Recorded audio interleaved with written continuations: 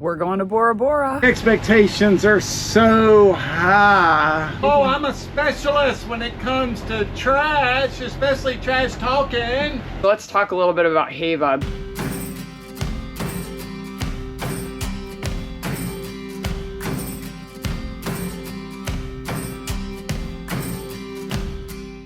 Another early morning here. I'm blown away. We are getting ready to head over to the one and only Bora Bora today. Can't really see her very well. Got a lot of cloud cover this morning and some, well, looks like it might clear up. We got some storm systems through here, but it's about a 30-mile trip to Bora Bora. It should take us probably 5 hours.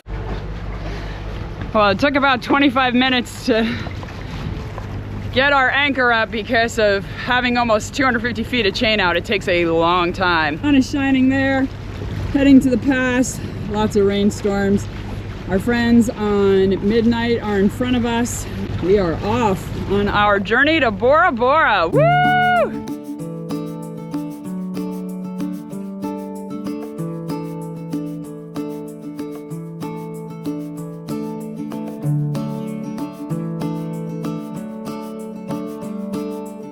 Well, we've got, of course, as soon as I start to speak, the buzzer goes off.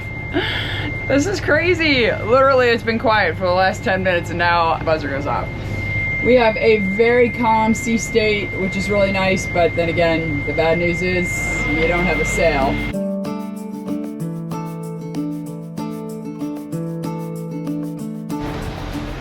When we get to Bora, they take our trash as part of the fee for the mooring ball. And one of the things that they require is that you separate your trash.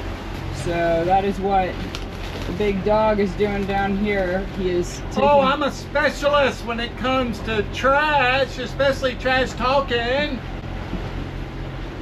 So he's separating glass, plastic, and metal. They do not recycle cardboard or paper. Look at the difference. This is the starboard side. That's the port side. It's like night and day. Oh, another rainbow on the water. Look at that. Very, very cool. A flat rainbow.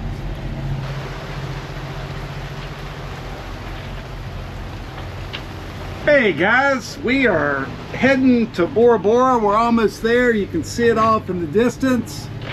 Here it is on the chart plotter. And we're just so excited to get here. And we probably got another couple more hours. It's a little bumpy because we've got some storms in the area and they're kicking up the sea state. But basically, there's not a lot of wind to sail to, or it's really irregular, so we're just motoring. And wow, this is going to be an epic moment coming in. The Heiva festival is going to be going on, but the expectations are so high. There is a lot of marine traffic out here, charter boats going back and forth. Charter base is in Raiatea. You really have to watch out while you're out here. Whoa! Looking out the port side, we've got Mount Pitti in the distance. Oh, it's so close. And of course, Bora Bora on our starboard side. Wow. We are loving this time in the Leeward Islands. This has been amazing. We are wearing the marriage savers, so that, and I've got Brown talking in my ear, so that we have good communication when we're doing this mooring. We have not done a mooring in a long time. It's really calm conditions. We probably don't need them, but we're gonna do it anyway. So there we go. Bora Bora is arguably the most famous island in French Polynesia, and for good reason. Its iconic volcanic peaks, lush green slopes, and crystalline waters have made it a dream destination for travelers worldwide. A unique feature of Bora Bora's geography is that the only pass into this famous lagoon is located on the west side of the island. This single entry point provides significant protection from the open ocean, creating a calm and tranquil environment inside the lagoon that is perfect for swimming, snorkeling, and overwater bungalows.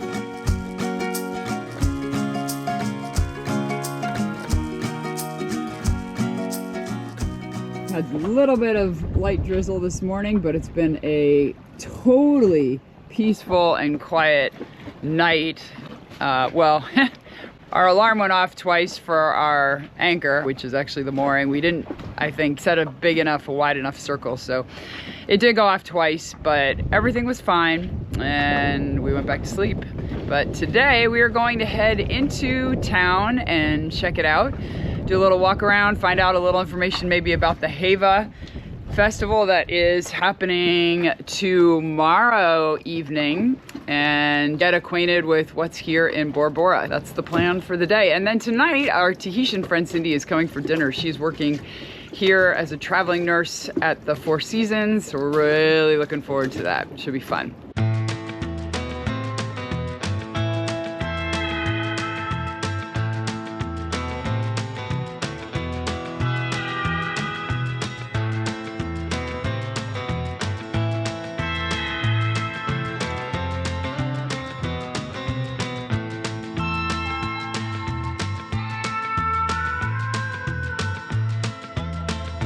This is the cute little harbor. It is the place of the Heiva. Look how beautiful this is. Oh my goodness. We have had a fabulous time walking through the streets of Bora Bora this morning. Everyone has been so friendly. This is what we had heard was the reputation here, and it has actually been the case. It's amazing. So this is the longest necklace in the world. I don't pearl know necklace? if it's in the world, but yes. More than 600 pearls on this beauty. In English, it's like the skin. Yeah. This is how we play peekaboo at the pearl store. I don't know.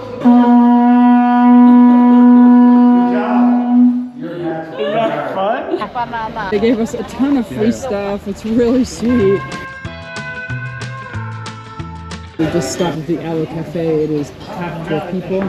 Supposed to be some great food, and we're just gonna grab a light lunch and then head on back to the boat. Anyway, it's been a great day, and we're so enjoying Bora Bora already. We had a very nice lunch at the cafe. The best part was the sourdough buns that they give you before you start your meal. Now we're going to Qingdao, which is the grocery store here, the local grocery store.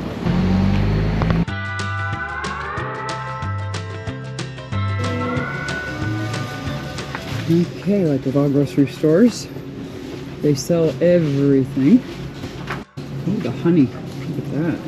So this is almost $38. You're not allowed to bring honey into French Polynesia. This is from the Marquesas for $43.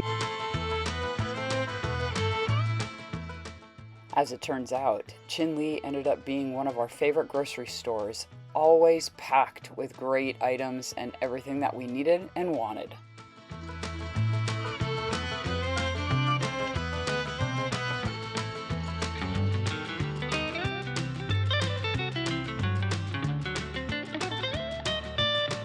All right, we have had a great day here in Bora Bora. It's a little touristy, but it's also local at the same time. We're just enjoying it a lot more than we thought.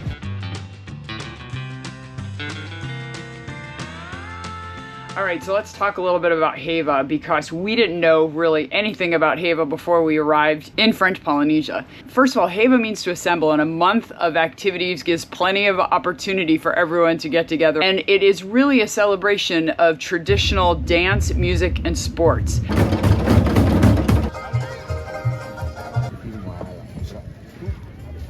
Allez! Allez!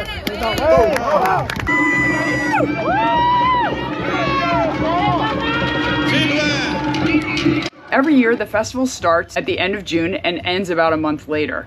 Schools are not in session, businesses close, work schedules are reduced a little bit. Everyone participates in the activities and competitions, or they come and support whatever's happening during the evening hours or during the day as they can. For the festival in Bora Bora, the locals actually build temporary structures, which include the main arena, 5 different restaurants, and 6 snack shops and game shops. The managers of each of these businesses then decorate the interior, and there's a contest that they participate in for who has the best decorations. The nightly scene is just like a county fair with games, snacks, caramel corn. There's a great festive atmosphere. The only thing that we were really shocked about was gambling. We could not believe that there was legitimate gambling tables set up, and the majority of the people that were playing were not adults, they were kids. It was a bit wild. We were definitely pretty shocked to see that. But the most popular event of Heiva, and certainly our favorite, is the village dance competition. And in Bora Bora, there are 6 villages that compete against each other.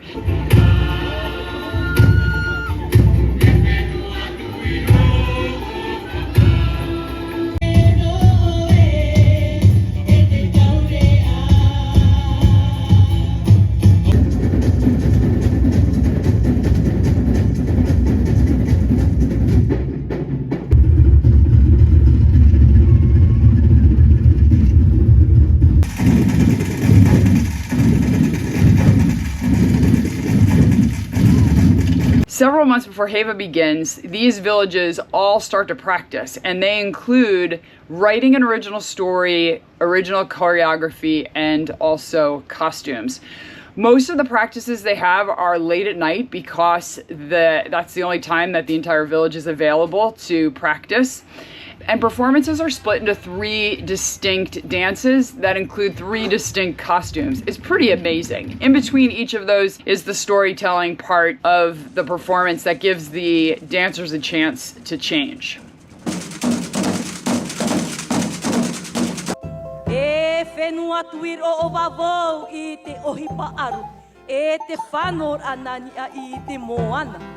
The total length of the performances is about 50 minutes, and the costume designer creates all of these costumes out of natural materials, different plants from the island, flowers, shells. It's incredible to see the handiwork and workmanship of the costumes. The first week of Heiva, every village is given a nighttime slot to have a dress rehearsal for practicing their entire performance as well as their costumes, because these costumes are big. Some of them are really heavy, and they've got to figure out how to keep them on. That's a big part of the judging as well. An hour before the dance competition, each village also has a singing group, and that singing group performs for about 45 minutes.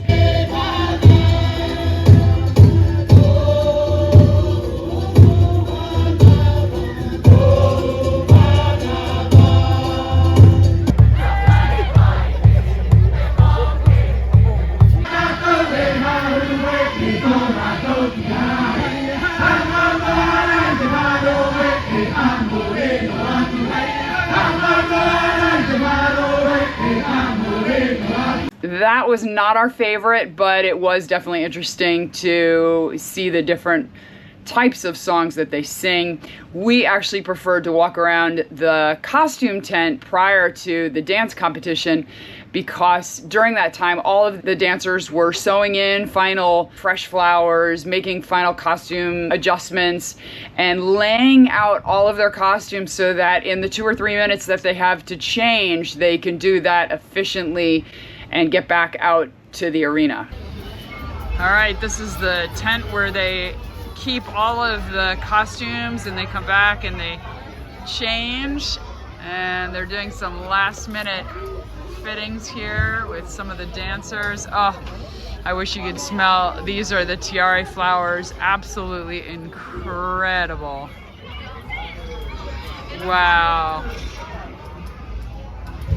Everything is laid out carefully. This is amazing. These are all tiare flowers. That's incredible. I love those leaves right there. Wow, look at the lace. Smell, this is amazing. This is very cool, getting to see the final products before they're actually being worn tonight, and getting to see everyone putting on the last minute touches. These costumes are going to be phenomenal. Yeah, they're organized. This is Yeah, as they're big of a really deal as the organized. dancers. This is one dancer's outfit, and you can see there's another dancer's outfit, and these women are making final adjustments and touches to the costumes. They are unbelievable. The amount of time and effort to create these beautiful pieces for a 45-minute presentation is just amazing. Look at the crown. Wow, look at these. The amazing thing was each of the villages had between 75 and 100 dancers, plus probably 40 or 50 members of the band. It was absolutely incredible. And then there was the support staff that went around, and if a dancer lost their headdress or their belt, the support staff would run in and grab it because they just continue with the dance. It doesn't stop and they can't put it back on. So it was a massive production. The coordination of all of this was astonishing, and the fact that none of these people that participated were professionals is just mind-blowing. The talent that they exhibited, the excitement, energy, enthusiasm, just wanted you to come back and get more of this. It was so contagious. A tradition at the end of every one of the performances was that the dancers would take a picture with the VIPs, especially the mayor. The mayor would always have, I don't know, 6 or 7 lays on. You could barely see his neck by the end of the evening. He had so many lays on, and he would go take photos with all the VIPs and the dancers, and then the band would have its final performance. It was like a 2 or 3 minute performance that everyone would kind of gather around and watch them. It was super fun. We love that part of it.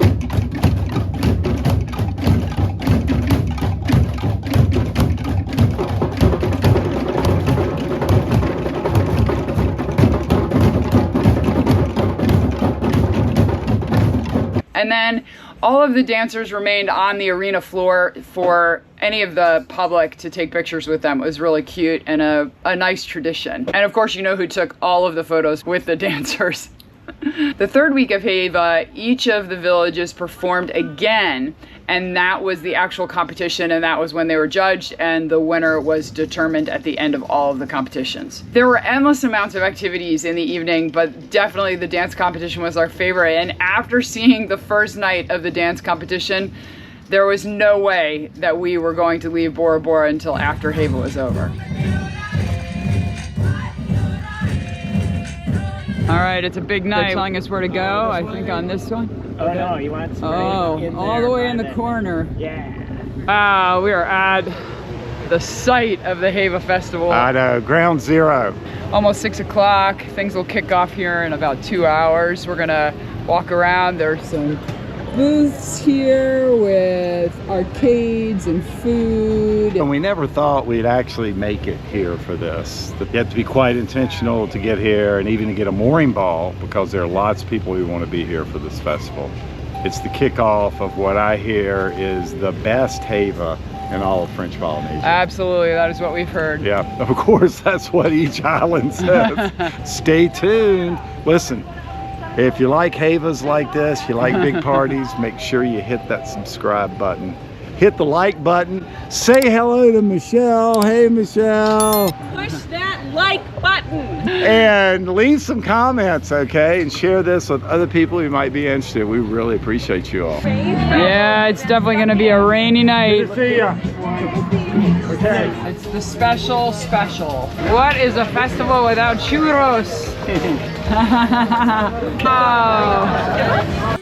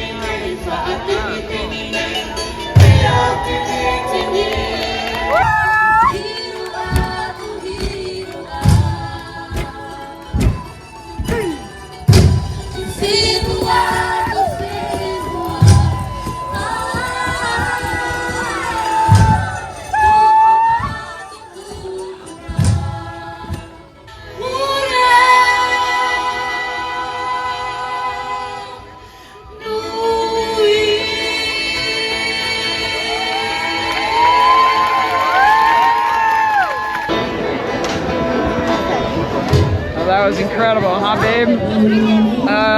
Amazing. Amazing.